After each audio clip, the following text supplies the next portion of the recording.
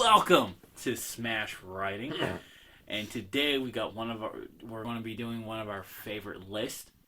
We're going to list our top 10 favorite demon characters. Demons. Demons. Basically what we went for is anything basically that has to come out of hell. It could be a demon, a devil, whatever, as long as it is hellish in character.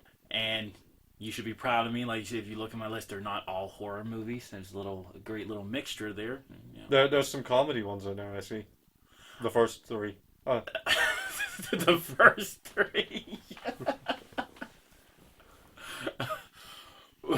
You're an ass.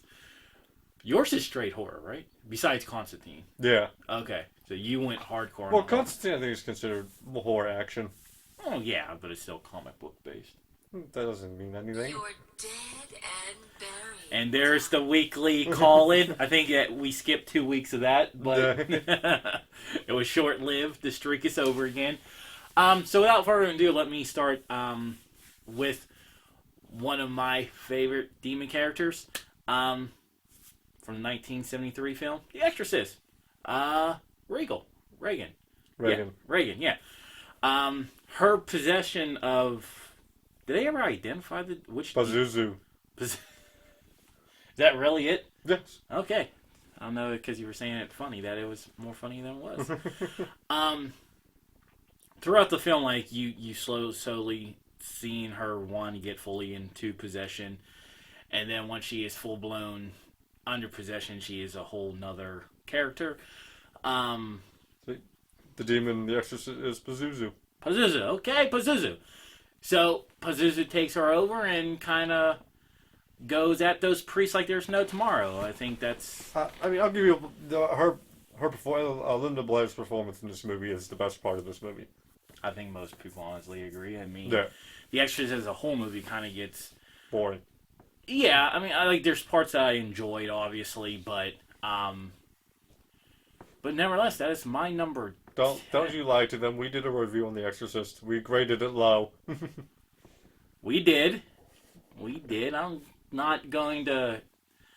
The biggest problem was, it was just long. Right? It was 2 hours plus. 2.5, pushing 3 or something like that. But when she was in the scene, when Pazuzu was in full-blown action, it was a sight to see, twisting their minds of basically making a priest kill himself. So, you can't rule that out. So that's my number 10. My number 10 is coming from the world of Supernatural. I swear I didn't pull all of them from Supernatural, just a few. It'd be Meg Masters, specifically the one played by Rachel Miner. No disrespect to Nikki Acox, who did a lovely job. We just had more time with Rachel, who went more in depth with this character. We saw more range, more emotions out of Meg with Rachel. And just, her death was tragic. Very sad. Especially when you learn the fact that it was the actress who won it out. Because of her, she had MS and it was getting too hard for her to work. So it was like an extra damper. It's like, there was so much more room to grow, but understandable reasons why she had the dip. But the time we had with this character was fantastic, and I loved any time she was on the show. All right. My number 10 actually comes from 2007 Ghost Rider. Not Blackheart, but his daddy, Mephisto. Mephisto, yeah. I'm surprised you didn't go with the Rider himself. True, because that he would still fit the role of coming from hell. I think I was probably staying more towards the evil. Yeah. I mean, I know... Try to stick with the more closer to the definition. Yeah, to which, I'll explain my number 2, obviously, because it kind of contradicts what I'm saying. This one, it was just...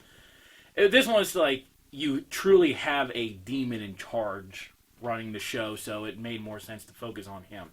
Peter Fonda as Mephisto gave him a chilling presence.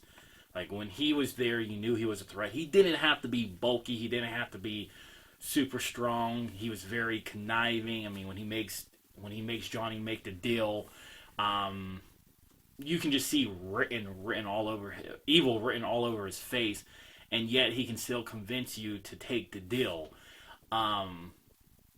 Surprisingly, he couldn't keep his son under control, but nevertheless, his presence was always felt. He's always pulling. I mean, I want to say he was somewhat pulling the strings on both his son and Ghost Rider at times. Just, just so you know, Daddy's in charge. It was just his presence, his sneakiness, his conniving, way that he twisted the words to make you take the deal, or just every time he was in the scene, he never felt like he was underwhelming, or anything like that. So, I mean, I don't know much about the character in the comics, but maybe it was just Peter Fonda's. No, he's Lucifer in Marvel. Yeah. But I think he is. It's good. It's kind of weird where Mephisto fits. yeah, it was like it sometimes feels like they're trying to say like he's like the descendant of Lucifer or something. Like It's hard to tell. Yeah, Or is he just another powerhouse demon? yeah, one of the so many options. Nevertheless, he comes from hell and he means business and he's not to be taken lightly. So yeah, that's my number 9. My number 9 is we're jumping back to the foggy town of Silent Hill. Because of course we are. It's me. Alyssa Gillespie. Jodelle Ferland did too good of a job. Too good of a job. She's the reason I don't want children. Demons spawn, all of them are. Keep them away. When she's dancing under the blood coming down, that's just tremendous. I mean, the work. fact that we love horror movies, is that not a compliment if you call it child dad? Okay, I mean, like, I don't feel insulted if you call Sammy that. Because I'm like, it's a proud moment. I'm just going to call her the child. That sounds more evil. She really does this thing with her face where you're just like, you're an evil brat, but never mind. Alyssa, especially, like, anytime she just does such a good job being this demonic force of nature kind of deal with in Silent Hill, being the controller of the world. Just perfect all around. You love that. That's one of your favorite. Yes. Have we ever done, like, our top favorite period films? Like, just period. Yeah, we did. It was the top 13.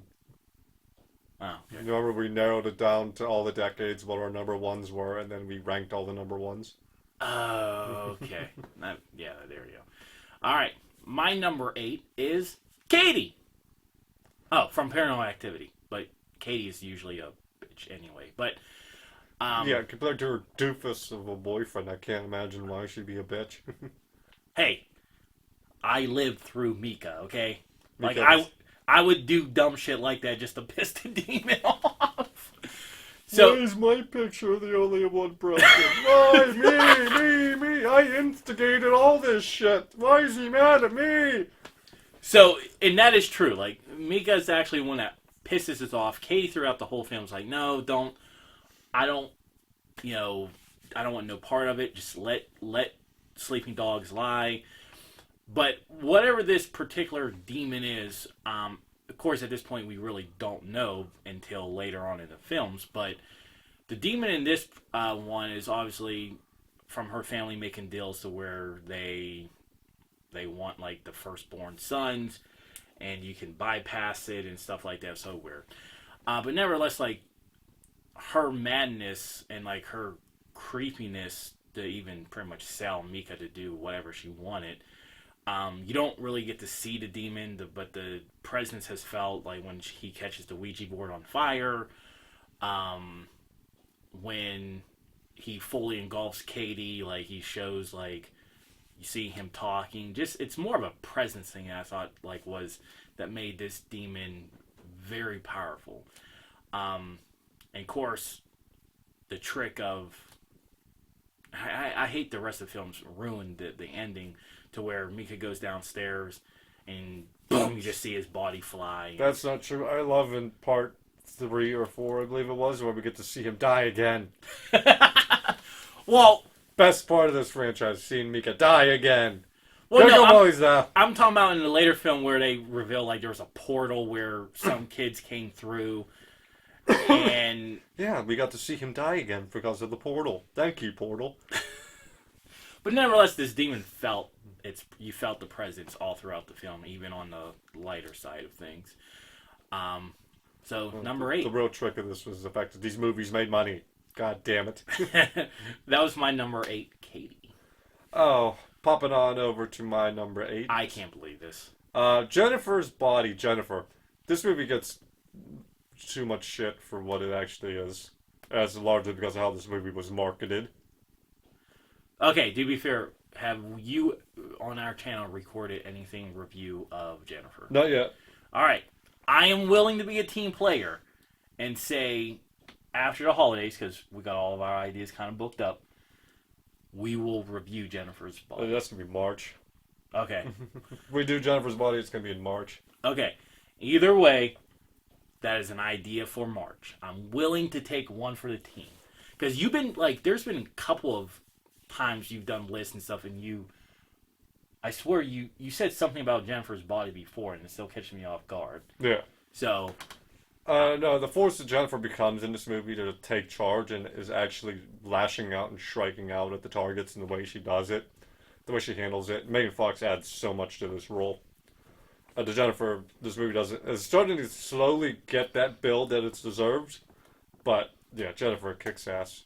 Incredible movie, incredible demon. all right. Number 7, The House from the Amityville Horror. I think this is a stretch. I think you're stretching hard with this one. So you laughed at my one, but no, this is a real stretch here. So the movie has like always clarified like the house is like possessed, right? And the house makes the people do something. So obviously there has to be a demon possessing the house. Or it could just be ghosts possessing them. Well, if there's a gray area, that it does not make it clear, except that when there is priest involved, it gets angry. So if that's a sign that it's from hell, there But you go. That's the same thing as any poltergeist movie. Doesn't matter. That you gave the definition from hell. This house gets pissed off when there's a priest. So you might be from hell too. Like, so I don't know. That happens when they talk to me.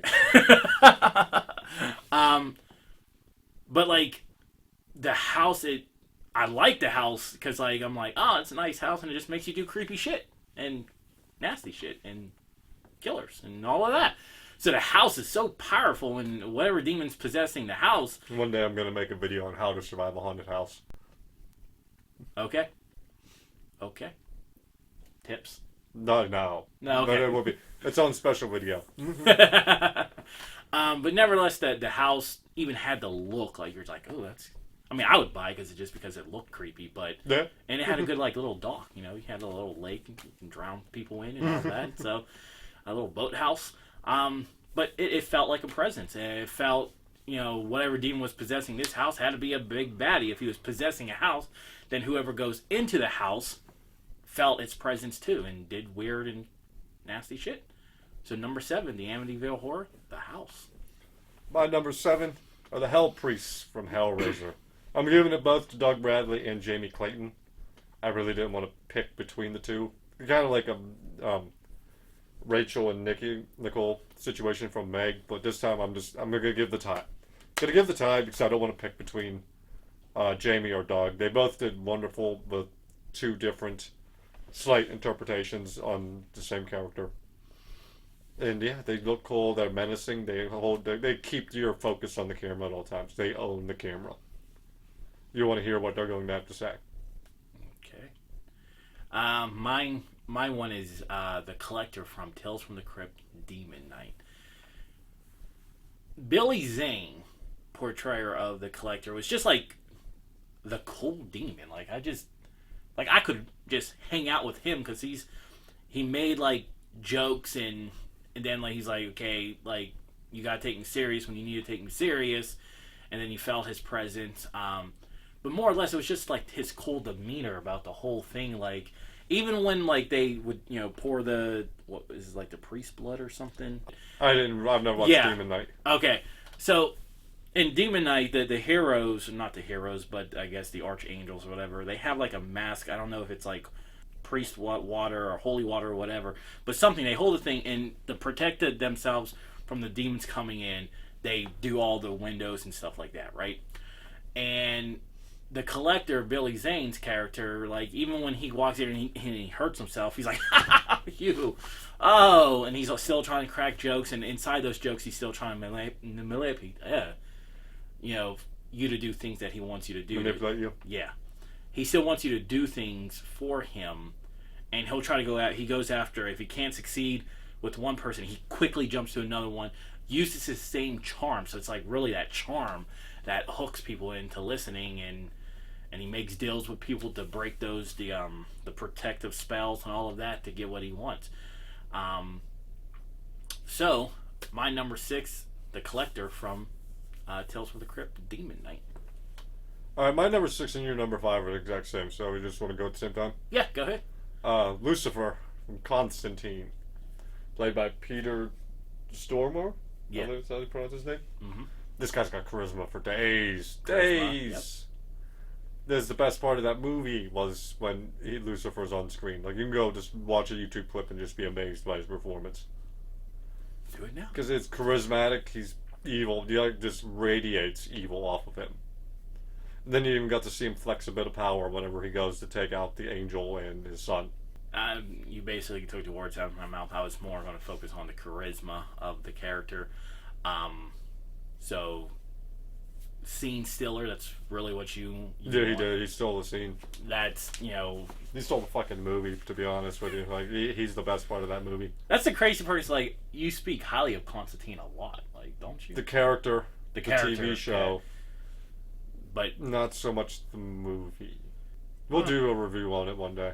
okay, yeah, that's right. Maybe we in have- March. Let's throw that in. We're just throwing all the ones, like, March is going to be the random idea month, because, like, we talk shit on some things, and we talk highly about some things. Let's put it to the test. I just felt like his charisma. I'm like, yeah, I appreciate the flexing of the power so you can see it, but it was really the charisma that put him. Then you got that spitefulness where he removes Constantine's cancer so he can prove that he deserves in hell and not heaven. Yeah. Little twist of fate there. Yeah, I was just going with the charisma, so I'll hit up my number 4 real quick because Mine would be. No, I still have to do my number 5 before yours. Oh, that's right, because mine was soon. Yeah. Okay, yeah, hit you up. You're number 5. My number 5 is Freddy Krueger. And Paul thinks I'm stretching. I think I'm stretching, but not as far as the Amityville house. It was possessed by a demon from hell, damn it. Freddy is literally called the Dream Demon. Oh my god. Robert Englund owns this role. I'm still open to see someone else because I think Jackie Earle Haley did a great job too, so I'm not, no one could touch this role. But no, just seeing Freddy flex dream powers within the dream world. Like, you're his in that world, and you actually have to think and strategize real hard before you go up against him. And even when you do get him, he keeps coming back. All those movies have been one long story. Really? Yeah. Except you can make the argument for 2 is not really involved too much in that. Yeah. But you're going to go 1 into 3, 3 into 4, 4 into 5.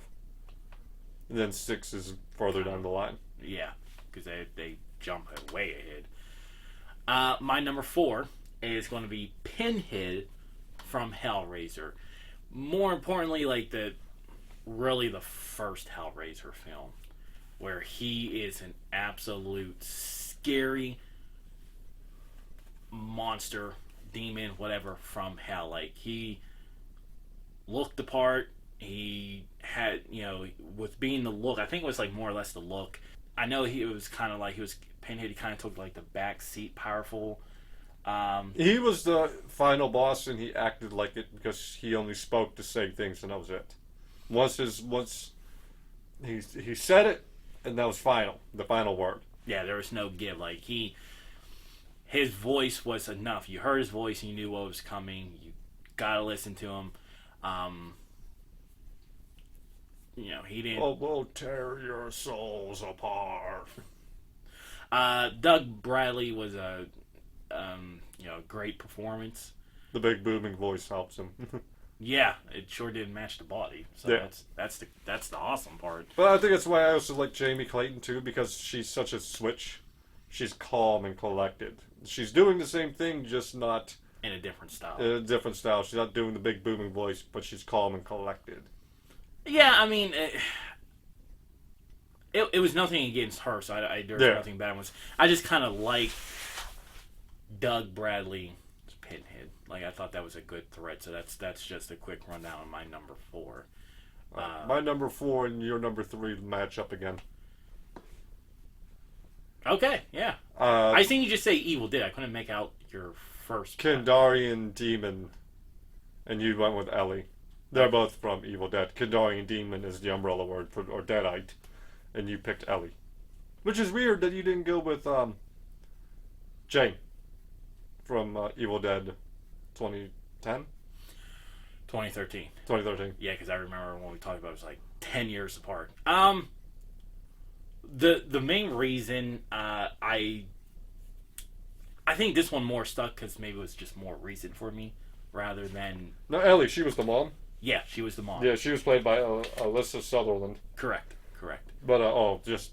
Any of the Deadites are so much fun. Yeah. Whether they're Bruce or Jane or Alyssa, one of the kids, the Deadites just... They're menacing, They remind me of a phrase I heard once. It was, it's one thing to beat you down, it's another thing to trash talk you while they do it. And that is the Kandarian Demon wrapped in one. They're not only going to beat you down, they're going to kill you brutally, but they're going to trash talk you the entire time. I think, like, so, cause since it is still back-to-back with Evil Dead, I think what really also got me, like I said, it was more of a, I remember this more freshly, of course.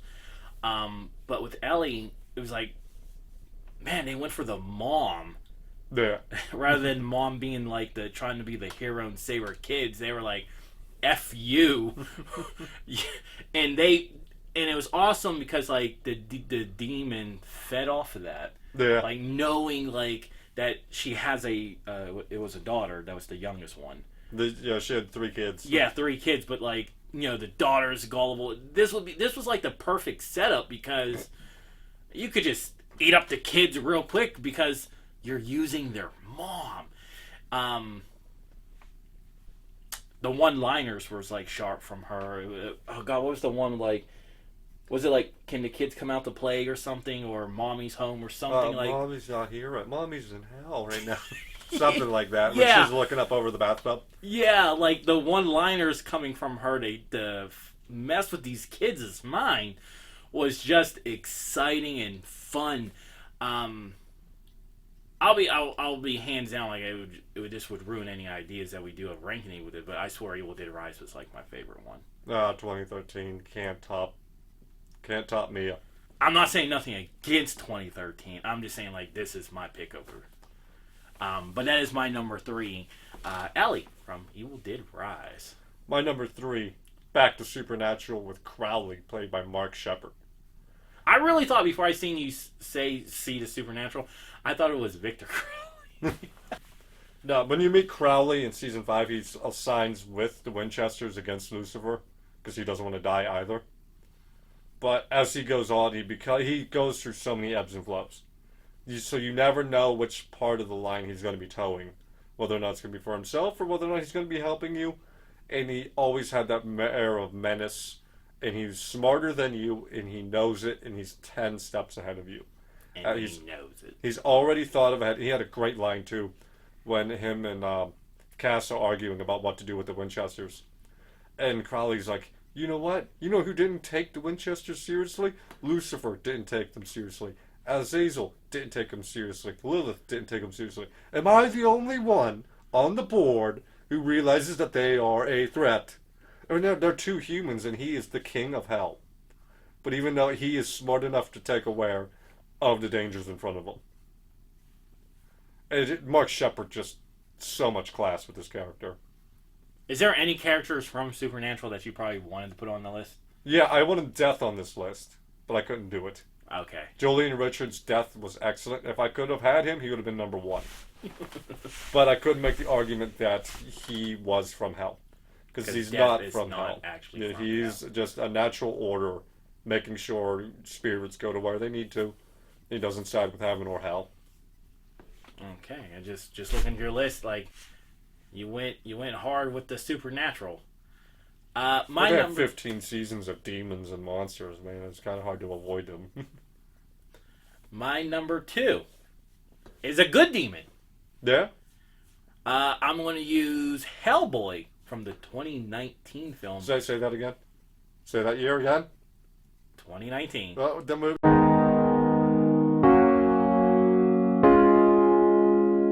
I mean, That no one decided to go see.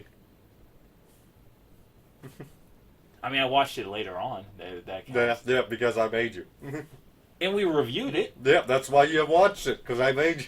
and I gave it good reviews. I thought David Harbour performance as Hellboy was very good. Like he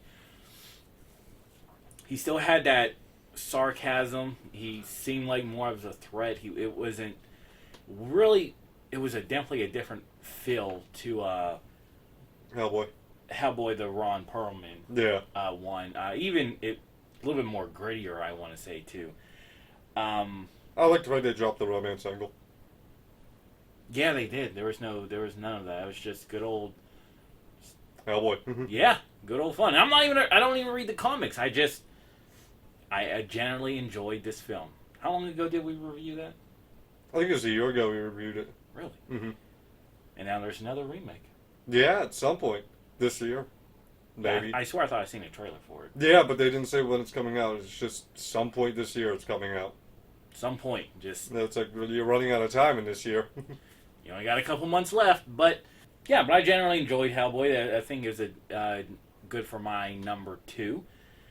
Number 1. No, my number 2 is Pumpkinhead. Of course. I just look at a big ass demon of vengeance who runs amok all over the mountainside.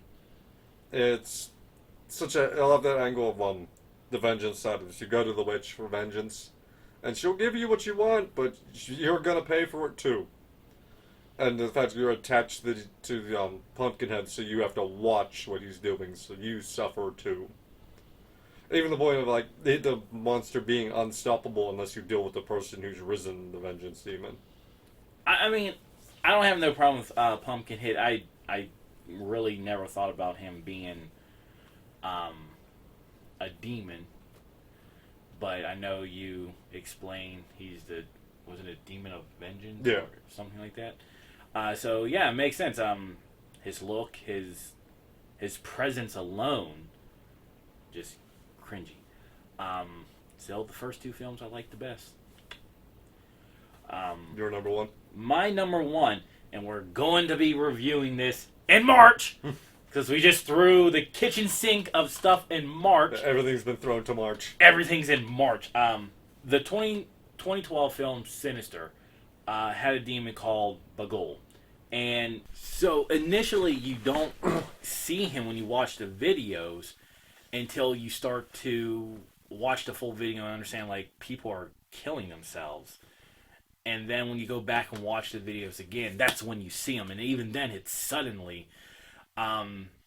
This demon is hardly on camera, but you feel him.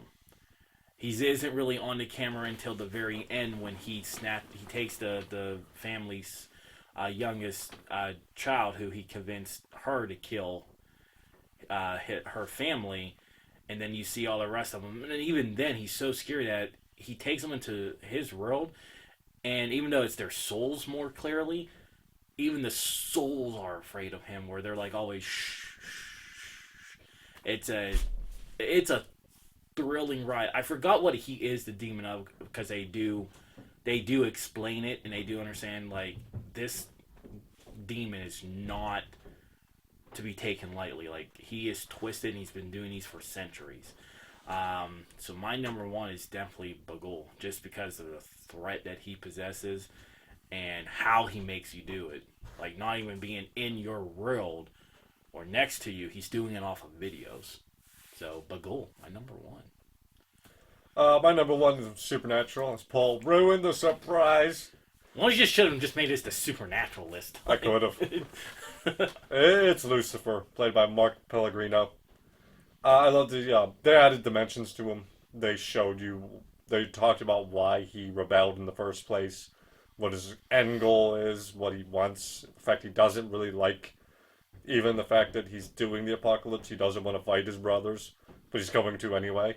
Because through it all, he carries that menace, that evilness with him. Even like when in later seasons you have Lucifer, God, and the Winchesters all in the same place, God has to constantly put a protection up around the Winchesters to keep Lucifer from just killing them. Unfortunately, that wasn't Pellegrino. Just in means business. Lucifer was possessing Misha Collins at the time. But, and you could tell because anytime it's like Lucifer was on the screen, like, as Mark Pellegrino, it was amazing. As good as the other ones were, it's like, where's Mark? Seriously, bring back Pellegrino, come on, time's ticking here. Because he had that charisma, he was feared by everyone. Demons feared him, the humans feared him, the angels feared him. Outside the archangels, but even then, when he's the other gods, he wiped out a hotel room full of other gods. And he looked badass doing it. Because Mark fucking brought it. To be fair, I've never watched Supernatural. So if you see that I'm quiet when he's talking about these ones, because I'm like, I never watched it. Now I know there were some good actors that came from there, right? Well, there's a lot of them who was in there. Jodelle Ferland, who played Alessa, she was in 2 episodes. Oh, probably a lot more. There's a shit ton of A actors. show that goes for 15 seasons usually will have a lot of Reagan, she had an appearance in the first and Linda- second season. Linda Blair. Linda Blair. Yeah. So, okay. When did that end? Didn't it end like 2020, I believe, 2021. Okay. Because the pandemic affected the finale. But that is our top 10 demon list. Demons, yeah. That's Yep. how I'm going to word it. Demon list. These obviously are the top demons that we felt like you shouldn't mess with on one front or the other. We just love October. Damn straight. Until next time. Bye-bye. Bye-bye.